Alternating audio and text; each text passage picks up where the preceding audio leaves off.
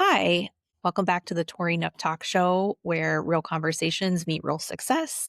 I'm Tori Nook. I'm the CEO and founder of Anchor Retail. I'm an entrepreneur, wife, mom of three. And in each episode, I feature leaders, entrepreneurs, and creators who have built their successful careers and their lives with intention, intuition, and a strong sense of who they are. Today, I'm welcoming back my good friend, Amy Calandrino. And I am super excited to talk about all the things that have been going on, Amy. And since the last time you were here, you made a very major move. You owned Beyond Commercial for 15 years Yep. in Orlando, Florida. And now you made a transition in December and joined Cushman and Wakefield in Orlando, Florida. So we're going to talk about what led to that decision, what's opened up on the other side since doing that, especially because you're a busy mom, you're a busy wife. You have a very full life. You're an avid golfer. You're an author of From Perfect to Real, and you're also hosting. Now you're going on year 3 or 4 now of your podcast. My 4-year anniversary is coming up on the 31st of March. That's what I thought. So you're going on year 4 for the Performance Mindset podcast show, which is in the top 5% globally on Apple. So definitely check it out. So I figured, why don't we unpack your transition and how'd you decide to go, and move over to more of a global corporate environment? Yeah, it's interesting. I would have never pictured myself, working for a big shop, as they say, but I'm also a person, the more introspective I've become as I've gotten older, the more that you tend to notice patterns, you tend to hear, feel the universe nudging you, like so to speak. And so, I When did that tried. nudge start? Like, When because did the clearly nudge really your pull? intuition was tapping. I would say it probably started in um 2024. I said, I'm going to give growing my brokerage one more go. So, I think we talked about it on our on the previous show, but like I had my own brokerage, started it in 2010. I was a solopreneur until 2018. And 2018, I had a small size, me and one junior and a small support staff. That worked really well. I was like highly profitable. I did great. Then 2020, 2021, 2022, like in 2023, I had a whole bunch of people and a whole bunch of like things. And my kids were young. Yeah. And if I was to be fully Well, they honest, were babies. I they were mean, babies. they weren't And like in high school or something. yeah, and I had a lot going on, in my own life, but I think perhaps too, I would have been better off like growing brick by brick, like I advise business owners to do. But I just was like, oh, this is great. Like if I'm gonna have one, let's have two, let's have three, let's have four, and I was kind of building the airplane as I flew, and Yeah. didn't work well. So and then so I basically kind of reset everything the end of 2022. 2023 was kind of like a transition year. And then 2024, I started to feel like, okay, well, maybe I'll give this a go again. So I brought on like a junior, again, brought on some more like staff, and I was going to go. And, I got into 2025 and I was like, I don't want to grow beyond this. Like, I kind of felt like, okay, I could stay this like size and kind of work for myself and all that kind of. But I found also too, I wasn't taking on a lot of different projects. I didn't have anyone to collaborate with. I was basically the leader, Hmm. having to make sure all the marketing was done, all the operations was done. And I was just a glorified solopreneur. I was just like one level up from that. And but then I've throughout the years gotten a lot of offers for me to be like acquired, and people want me to go to different brokerages. And it really wasn't until I went away to Vermont. Vermont's my happy place. I'm from Vermont Yeah. originally. And I'm sitting on the porch one morning, and I'll never forget it, like in like June. And I really started to listen to, well, actually, my husband told me, he's like, Amy, if you're not going to scale your brokerage, it doesn't make any sense to have a company, right? Like, if you're not going to scale, like, why have it? And I had already had these offers, but I sat there and I'm like, well, what does that look like? Like, Yeah. what do I do? So I sent out a text to Sarah Malcolm and I was like, hey, I'm kind of fooling around with making like a pivot in my life. Like, and so I called her when I got back. And so I just first of all, I guess the first process of like really moving forward with it was just coming to grips with maybe I could do this. What would that look Mhm. like? Let's like explore this. Let's look into what that looks like. And so I talked to Sarah and she's like, you need to talk to Beth Azor. So then I talked to Beth Azor and she's like, absolutely. If you're not gonna like scale this thing, like why are you having all these extra layers of your life? Why not just go do the deals, do your investments, do the podcast, do the things that you love to do and not have this other layer of having this brokerage? And I was like, okay. And she's like, Amy, you can consider yourself a free agent now. Like, and just don't Yeah. make it a secret. Go have a bunch of conversations and just commit to doing this and do it. And so I had probably 20 conversations, probably had 11 initial in person or phone calls, like deeper dives into it. Narrowed it down to 6, then narrowed it down to 5, then narrowed it down to 3, and then narrowed it down to 2. Ultimately, I thought to myself, for my long-term success and the ultimate amount of like flexibility in my life is it would make more sense to go to Cushman and Wakefield. They're multi-locational. They have a great team in Orlando. I didn't feel like they were overly saturated with retail brokers in it. Right. And I also do some office. Right. I felt like I was very additive to what they did, and, I just really gelled with, like, with Wanda Riley is just an Yeah. incredible leader, Mhm. Right. phenomenal person. So it was that, or I was also looking at, like, another, a boutique brokerage, but it was a very good brokerage, really great person, think very highly of them. But ultimately, I felt like this, Cushman greatest runway, like, ever to just keep going and frictionlessly grow myself, and I felt like I would have, like, infinite ability to keep going, and, 'cause I don't want I'm, like, one of those people too, like, I had my brokerage for 15 years, like, coulda just kept doing that, Right. but I don't wanna, like, keep switching the rest of my life. I wanted to pick, like, the best choice Right. that I felt like would really do it. And Ken Ashley, that we know. He said Yeah. something that I do not forget. He told me in September before I made my final decision, he's like, "Well, don't forget, it's not just your Cushman office in Orlando. You have your whole Cushman family. You got Right. me and you got Robert Thornburg. You have, like, everybody, like, throughout the world." And so, like, to think of it like that, and then the word that he used, the word family, like, that Mhm. really resonated with me, and that's what I've found it to be so far. Yes, it is a big global brokerage, but at the end of the day, it's all composed of a bunch of people, Right. and, so I'm very happy. I'm, like, almost, 90 days, like, in, and I feel very, like, supported, and, I really like being able to pick up my magic wand and, like, "Hey, can you get me some research here?" And, "Hey, help me marketing team make this beautiful broker opinion of value," like, and I'm not having to, like, lead it and all that, so I really like it. What's huge, it sounds like, is that you do have support. I have a ton of support.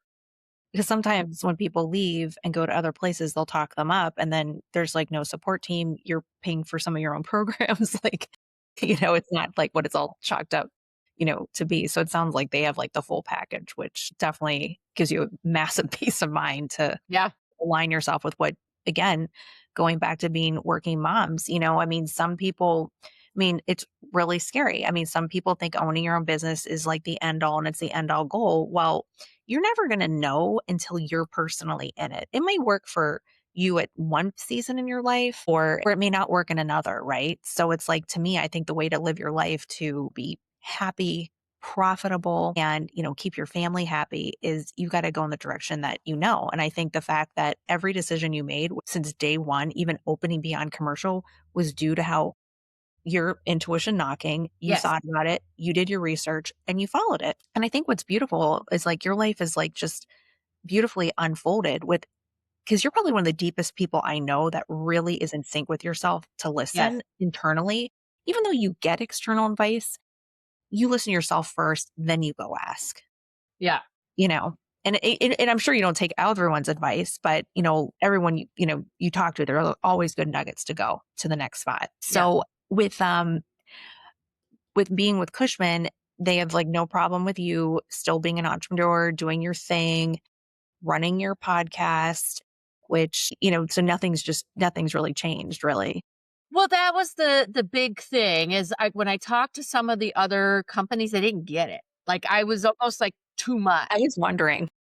Like, they didn't get it. But Hmm. everything in my life is like so synchronistic, and the people that I meet on the podcast are referral sources or potential Yeah, clients, you or the finally have content's getting business. out there and Yeah. bringing people to me.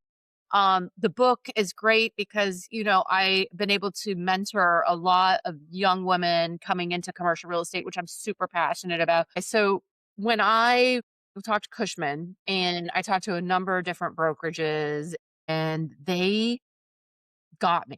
They understood it and they appreciated it and they valued it. Like, again, Wanda was really excited about it. Hmm. I think what's been cool too is I'm starting to inspire other people in the office too, that they maybe potentially could do it. Cause, like, again, I'm really out there, but even this morning on Facebook, I got a notification. My first YouTube video was 9 years ago. This wasn't like an overnight thing where all of a sudden Yeah. I'm all over social media, and I just had another consult call this morning, and the person's like, "I found you on Gemini." Like, that being found on all this AI, being, recognized as, like, the top resource for small, medium-sized business owners that need office and retail space in Orlando did not happen overnight, but, like, I've pushed out so much content about it. So it all comes back to commercial real estate. Like, and it all comes back to the work that I do. And I think because all my life, I'd like to call it like integration, work life integration is a new concept and a new term I've been utilizing because I don't think work life balance really exists. No, it does You're not living your exist. life with that much rigidity, Yeah, you couldn't. You'd be in the army if you had actually a balance because you're like, that's not life. but because everything that I do, like, it all ties in. Like, I'm out golfing. I Hmm. just closed a deal the day before Thanksgiving that came from Right. golfing. Like, Right. it all, like, happened. So I think because I'm happy, I'm fulfilled, I'm still, putting in the work for commercial real estate, but I'm also doing what I love. I'm a happy mom, I have happy kids, like, it all kind of blends together. It Like, it does. works And I together and I weaves love that together a word. nice tapestry. Yeah, it's just a work life integration is right. And you're constantly integrating and every single year is different. And I think that's awesome that Wanda at Cushman, who leads a firm there in Orlando, had the open mind to see that, like, for instance, like your podcast is called the Performance Mindset Show, right? It's not called CRE, it's not commercial real estate or whatever you would relate it back to commercial real estate. You have a lot of people from the Yes, CRE world on there, but you have a lot of people that are not either, right. and that have great tips because, I like how you integrate business mindset because how are you going to be successful without having a great mindset? And she didn't look at it like, well, that's not some people would be so close minded thinking it's not, related to CRE where it is, some episodes may not be, but those episodes are very useful. I mean, I've found all your guests to be amazing that you've had on. Yeah. Well, and I had another deal close on December 22nd that came from my podcast. So, Yeah, exactly. firm was very happy to receive. So, I I'm think sure. the thing is, I'm being a really great teammate, I'm being a great brand ambassador, and then, I think it's just a win-win for everybody. No, I agree 100%. And, you know, kind of like switching gears from like the podcast to the book from Perfect to Real that came out last year. I think I think what's amazing about that book is how and just how you've really lived your life and put it out socially is, we're not perfect people.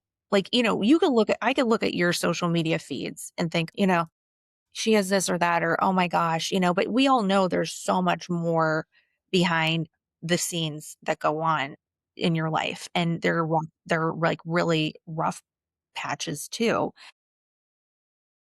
And in your story, um, I think I'd like you to talk about how you want what you want readers most to learn from your book. I think the biggest thing is your past doesn't dictate your future. Mhm. I think if anyone was to read the book or, just living your life, your past doesn't dictate your future. Like I had a dark spot like in my commercial real estate brokerage, business time. Like it wasn't going great. And then I've had dark spots, in my life. And then I've had times, I I don't think I was you never know what you're destined for, but, No. No.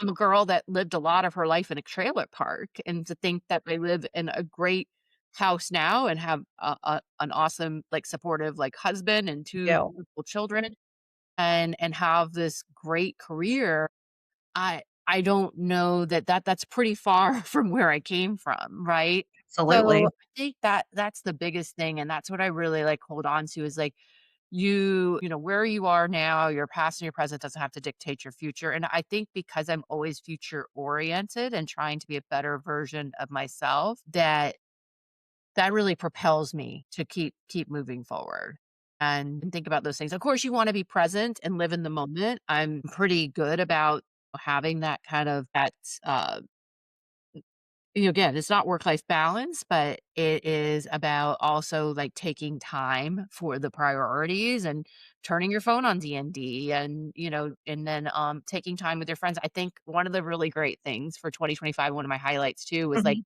us having our conversations at night after kids Huge. go to bed. Like, that was great. I think 2025 was definitely my year of, like, connection and spending more time in those relationships. So, I guess back to the book and what it has to do with the book is, again, your past, your present, but, like, you could always be moving forward and, like, setting, like, new goals for yourself, and you really should.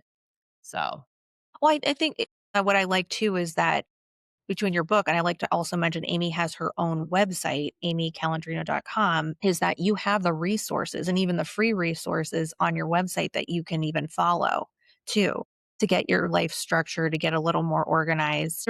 I think the thing is a lot of people talk, but then they don't talk about their tools. And I like how you really went in depth with explaining like, this is my tools, being a working woman married with a full life, and I have 2 young kids I'm raising while I'm making money to pay for this house vacation and everything else, right? I think a lot of people too, I feel, and I've seen this, being an employer, and I'm sure you have too, where,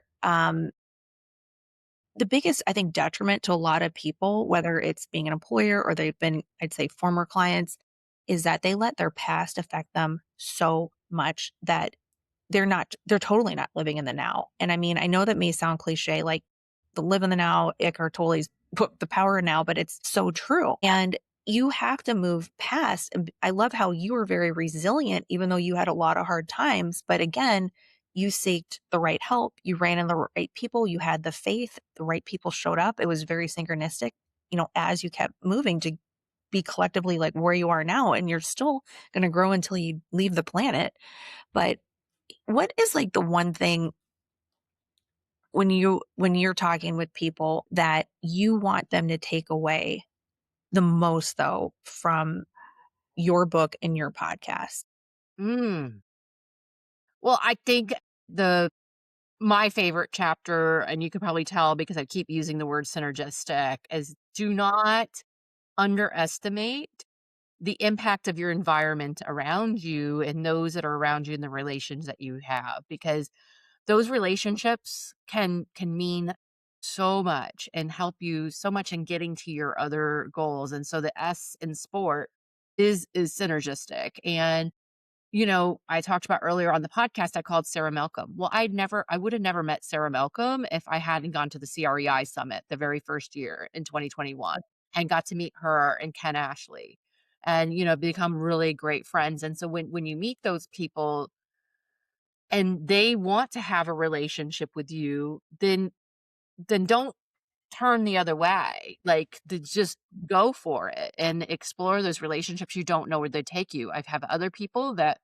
when I was talking through deal points and putting together my deal, like I was able to call certain people and that showed me my nails and give me tips. Like you just never know with those relations and value those and appreciate them and look for the right ones. I mean, there's been some relationships before, I've had in my life, just even recently, where they're a little bit more of like a drain on me and don't appreciate the time we have and always like wanting more and like always having like this negative victim mindset and life is happening to them. Be just mindful to the atmosphere that you have around you. And again, I guess that goes full circle into me talking about going to Cushman is like I really like the Orlando office. I don't feel like I am in that negative type of environment. Like I'm making friends, like, that's super cool, like, woohoo! Like and it's so funny, I was in that building 20 years ago, and some of my best friends nowadays that we were working together in our 20s in Yeah. that building, Really? How fun. like, that we're still connected, like, we're there, so it's, like, kinda, like, full circle, and now I'm making new work friends, like, in the building, like, 20 years removed from that, yeah. I was in the That's same building 2005 to 2008. that's, like, so nostalgic, you know? I always, like, So kind of cool. miss those. I mean, it's not that I Almost wanna go. touching floor 6, which is where I was before, instead of going floor 3, but yeah, it's really cool. And I guess that's another thing to take for if you were to ask my husband what his most appreciative, like what he likes the most about me is, I guess my entire life I am one of those people that I see the goodness, like in like the good opportunity, like in things, and so like yeah, I'm kind of nostalgic about being back in the same building. And I'm like, oh, this is so cool. Where other people might not think that's cool, and, like, I get that, and I could be a little much, but that's just how I am, like, I really am that way. Like, some people, like, they see me online, they're like, "Is she really that way?" I really am that way. Yeah. You're very authentic for sure. I think it's fun. 'Cause not too many people are, right? Like, they kind of, like, put up, like, this image, right, of I don't even know what it is, but it's fun because I know you personally, and I know that is you 100% Yeah, everywhere. yeah, All your fun stuff you're doing. And you just put a lot of, I think, such creativity too, behind it. And, you know, yeah. some things are even eccentric, right? Which is fun too.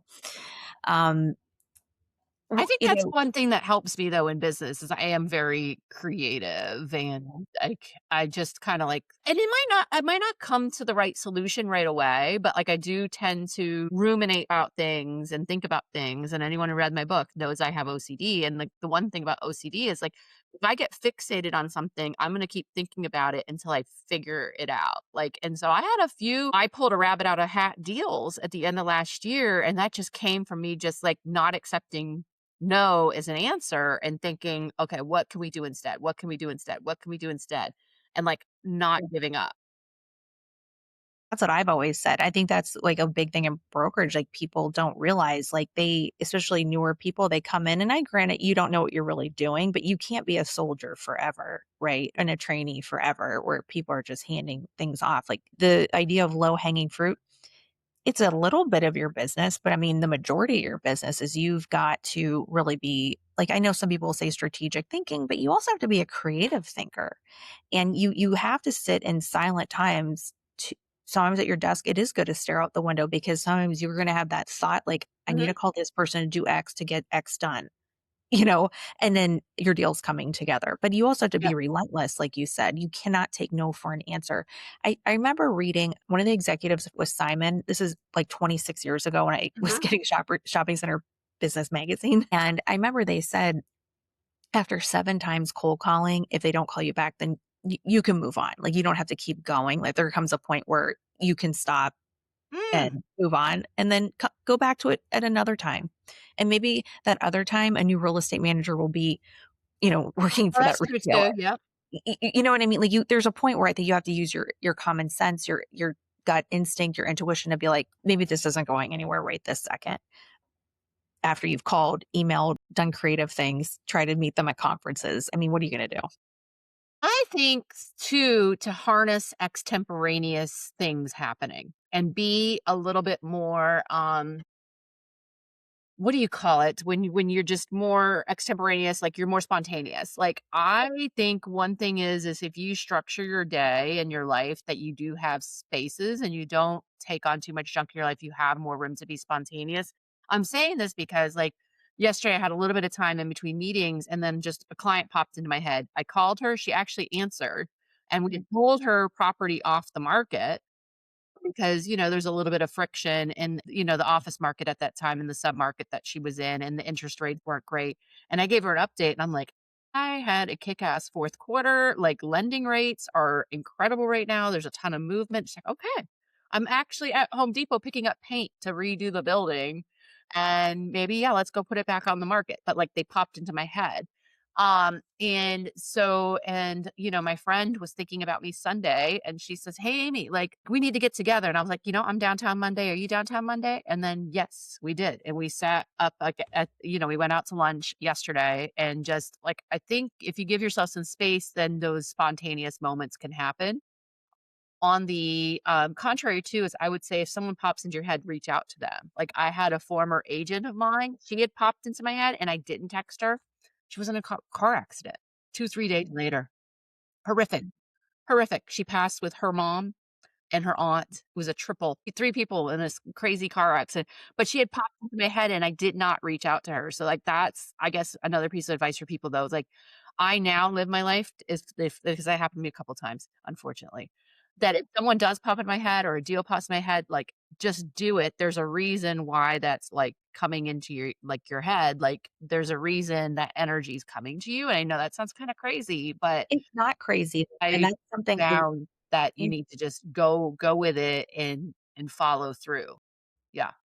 I mean, that's one of the big things, like, even with my podcast, like, I wanna emphasize is I think people get so lost in the noise and where your biggest riches for when I say riches, for your own life, for your business, for getting deals done, is really the moments that ping comes to you and your intuition's knocking, right? And I Yes. mean, you don't have to buy that. You don't need to be paying for, this, a coach or whatever to know that kind of stuff. Like those are like your big wins is really listening. And, I think people think, oh, I only listen when it's like dangerous, like a car is coming. It's like, no, it's constant and it's actually every day, all day. You've got to you have to listen to yourself inside, Yes. not them I to would say listening to your intuition is so important, and when I've quashed that, like, whether it was when I had my own brokerage and I had some, like, warning signs that this person may not be a good person, and I went ahead and hired them and then dealt with a giant mess, like, later on. Like, I've been there, and that sucks. You really need to, like, trust your, like, intuition because, like, there's data, but then sometimes you have, like, a feeling about something and to listen to it. exactly. I've made those massive mistakes in one now. Um, but you wound up touching going back to your childhood. I'm assuming you paid your way through college too, right? I And did. you became a paralegal. Yeah. So what did that require of you beyond paying money? Because that's a lot of stress for a lot of money that you got to pay back. Well, starting when I was 13, uh, I started doing things like caring for going shopping for elderly people or doing things around their house or cleaning people's houses, babysitting, mowing yards, and doing like whatever I could like do to like make money. So, I saved a lot of money. Um, and then eventually, as a waitress, I delivered newspapers, you name it, I've done it. Like, I'll like do it. But I also went to school. Obviously I was in high school, finishing up middle school at the time. What did it require of me? I think it's always required from me to just I just need to transition. There's not like I don't dilly dally. There's not a lot of time to transition. And if you're not someone that automatically does that and does really well transitioning from one thing to another thing and not wasting all the time in between the things, I would recommend looking at Mel Robbins. She has a 5, 4, 3, 2, 1, and you just go. Because even this morning, I did have a moment this morning where I was like, I want to 5, 4, 3, 2, 1. I just went and just got out of my bed and like did it. But that's what that required of me. So, and then I worked really hard in school, made really good grades. I ended up getting My first college that I went to, I got paid to go, actually. So, yeah, I got, 2 full rides. The school gave me the community college gave me a full ride, and then I had another full ride on top of that, but I still worked. Saved up money, paid for my own apartment, paid for my own car, and then when I got to Rollins College, where I finished up my junior and my senior year, I did not have enough money for that, but I paid for that using, like, my savings and the paralegal. So I've worked and just I made it happen and made it work, and I love my parents, like, dearly, but they just did not have the economic, like, means to do that for me, and nor did they just really figure it out for me. So it was just like, good luck, see the resource office, the school resource person and figure this out. And of course, they took me to go get my SATs taken and all the things and all those things, but, we were just so dirt poor that I got fee waivers to take the SATs because, like, we didn't have enough money to pay like, I wouldn't be able to take the SAT if I didn't get, like, a waiver to take the SAT. So, like, I consider it, a lot of kids, like, their parents have enough money to pay for them to take prep classes. Like, I had to rent a book from the library and make sure not to write in it because then I don't have to pay for that book. And, I've always had to, like, figure things out, and I think that's why maybe I'm just very resourceful. But I did decide, at a certain age that I wanted to get out of I love the people on my street, I love the neighborhood, but, like, I just knew that there was something more for me, and I What do you didn't know think what it was. what do you think separated you from other people on your street to say, "I'm breaking this cycle of poverty," because you did? Because you coulda went and did drugs and, did very illicit things if you felt like it, but you didn't. I would say that, you play the tape.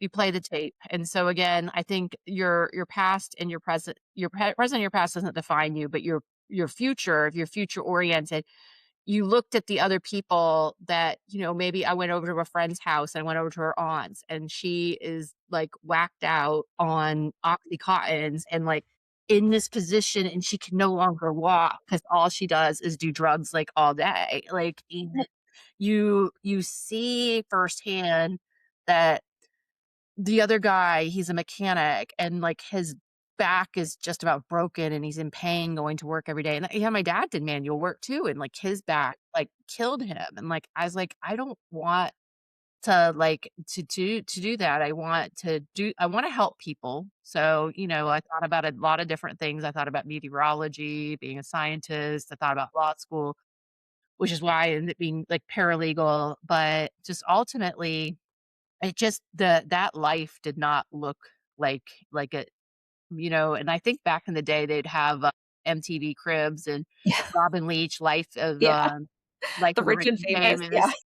I never really, like, want, like, that, but I just wanted to be more comfortable and happy and, yeah. Yeah, be able to afford nice things and live a typical American suburbia lifestyle. What do you think was the biggest belief you formed in that season that, like, really still drives you today? Hmm. What really, like, forged in me? 'Cause there's definitely a fire. I mean, I think it was just a lot of teachers and listening, and again, I think it's their atmosphere and holding on to those people, and if you have someone who believes in you, listen to them. I remember I had my high school had a model office. So we had a model office, and everybody had their own cubicles, and, we would take different computing classes, and we'd earn all these certifications. I earned every single certification I could, like Microsoft Access, Excel, Word. I'm still, like, a wizard, at working all those things, and I eventually got to be, like, office manager, like, of the office. I my Mr. Thompson, who like, saw that, like, he, like, really believed me, he worked with me on my resume. I mean, can you imagine? Like, I got, like, a job at, like, a law office and, like, tons of interviews off my resume, and I won the 4-H resume contest too. with my resume. It was a really good resume, and I talked about how I increased the efficiency over there at Perkins, and, like, I was able to, I guess too, don't sell yourself short. Like, no matter where you are, look at the things that you are doing and don't hold yourself down for where you are now. And so this guy, he's believing in me and taking where I'm at now and like make it look amazing so that I can get to my next like step. And so like Mr. Thompson was great. He had worked for that public school system for 40 years. Also, my principal at that school, he just retired. He's incredible. I still have a bunch of handwritten notes. And so, like, if you have good people around you and that wanna have a relationship with you, let that because, like, my parents couldn't help me with a resume, and, like, my parents weren't, like, saying, "Good job on," on your performance for your SATs, like, they didn't value those things. But, like, hearing it from someone else and hearing those affirmations and having those supportive people around me meant a lot. Absolutely. And I always say there's angels on earth, and Yeah. Mr. Thompson is definitely one of them, right? What's something that you refuse to do for growth because it would cost your authenticity? Ooh, what's something I'd refuse to do for growth?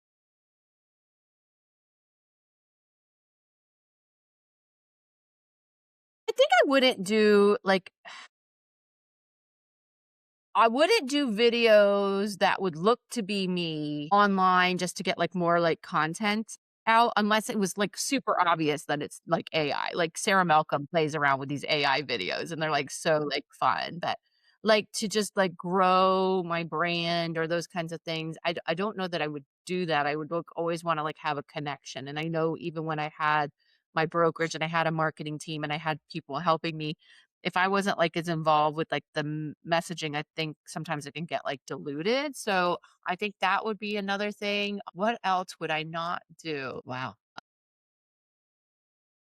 I mean, I say no to, like, even if I could grow my business, if someone is just an absolute asshole, I have a no asshole policy when it comes to business. So, I guess, let's just put it out there, like, if I feel like you are a landlord that's making money off breaking the backs of, like, your tenants and you're just, like, ruthless and you're not, like, compromising or you're just a know-it-all and you're condescending and I just I don't have time for that, and so I because I don't take on those kinds of relationships that would suck an inordinate amount of your time, I have more time and space for the positive relationships in my life. So I guess the second one would be more my number one is just, again, not having assholes in my life. Yeah.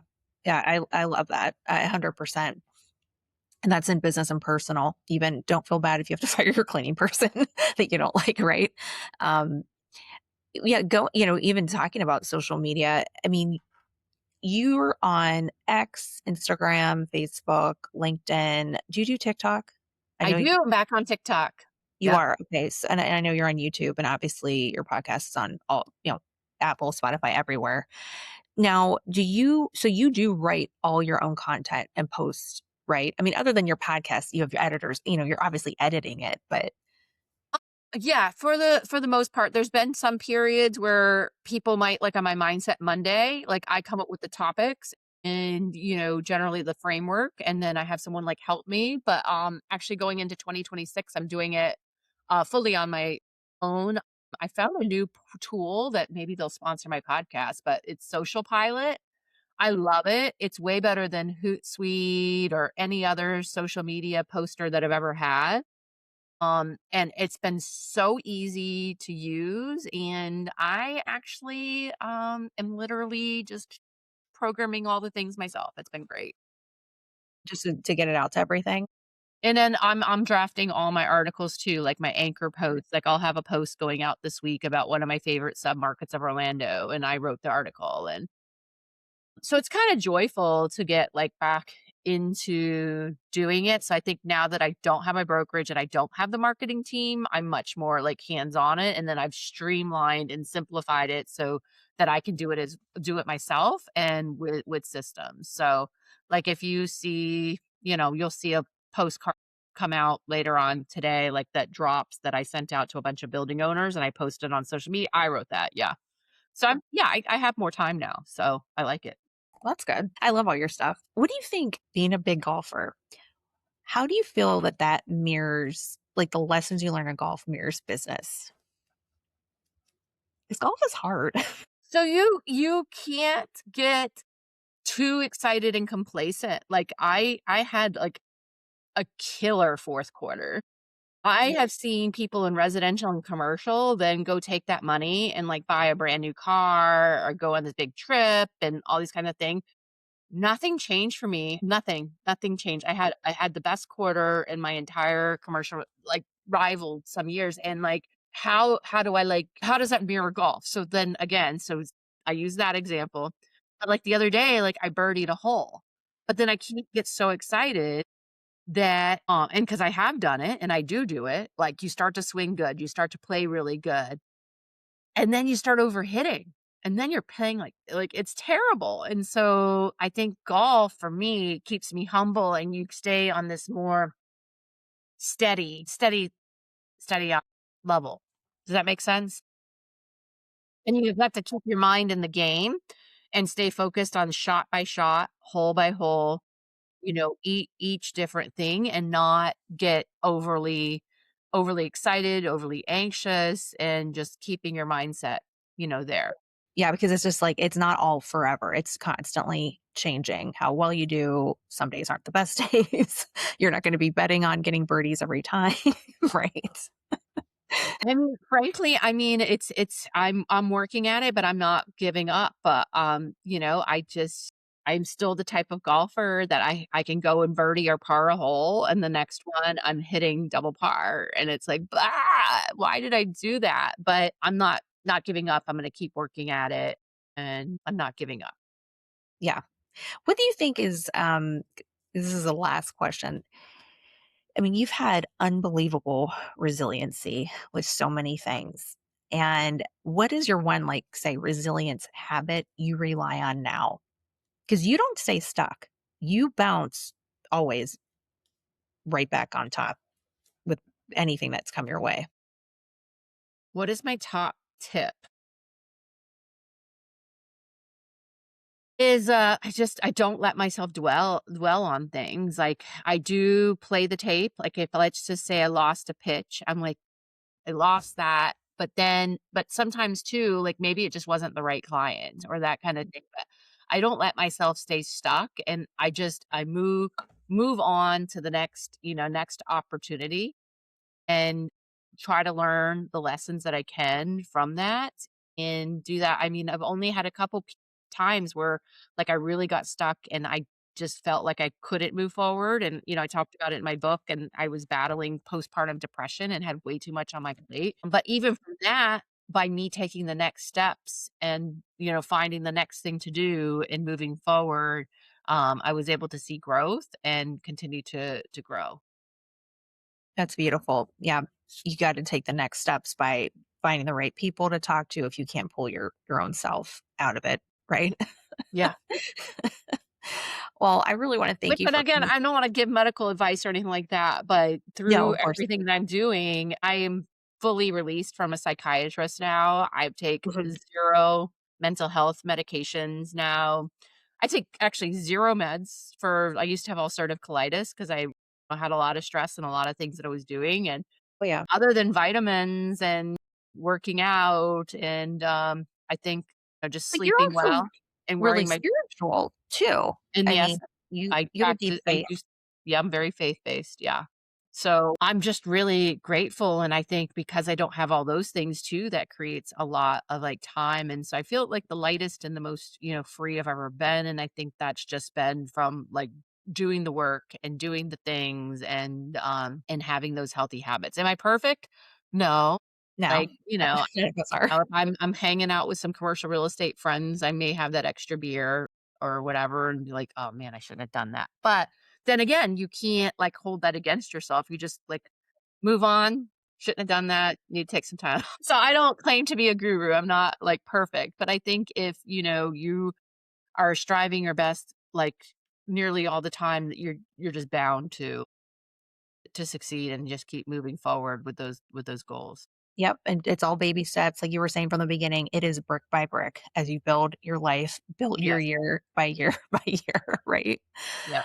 Oh, well, I really wanna thank you for coming back on and sharing, your real story and being so authentic and, with what shaped you and, what you've learned and learned the hard way sometimes, and, how you've made, decisions with really pure intention and faith and alignment. And I know this episode's going to land for a lot of people, especially anyone who's like even in a season of change, and they just need like their, permission, to trust their next step, right?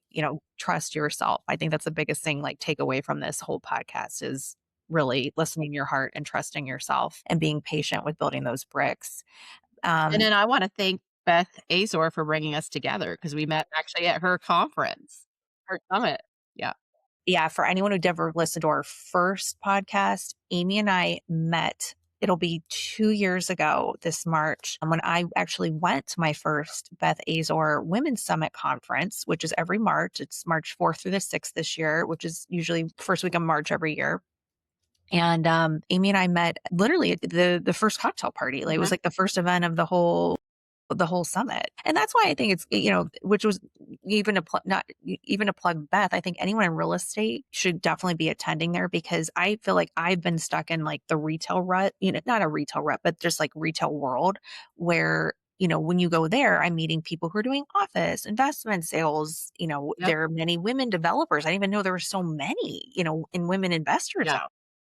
So it's fun to meet different people and make new friends to get different perspectives. Cause I think what a lot of people don't realize is like you have your friends from college and high school, but when you're, and you have your kids' parents' friends, but it's important to make friends in the business too Absolutely. because you're in the same boat, right? And you've been an amazing, friend, and we talk about so much stuff together. And I think friendships are extremely important that Yeah. you have to invest in. Even if you can only go out once a month or every couple months, who cares? At least get on the Yep. phone. But where can everyone find you? I would say the best way to reach out to me would be Amy at amycalandrino.com. You can also find my website, amycalandrino.com. If you want some commercial real estate information, it's really easy. It's creorlando.com. I own that domain. And I think, and then of course, you can connect with me on any of the social media channels. I think I'm on just about everything except for Reddit. Although I've heard I should be on Reddit, but I'm not on Reddit yet. But maybe one day. I mean, I have all. There's too many things. I know. Don't give me another idea. I'm trying to like keep up with everything. It's like one step at a time with all You're doing that stuff. great. Well, thank you for listening to another episode of the Tori Nook Talk Show. Catch new episodes across all podcast platforms and my YouTube channel at Tori Nook. If you enjoyed this conversation, please hit subscribe, leave a review, share it with someone who would love to listen to it, and see you next week.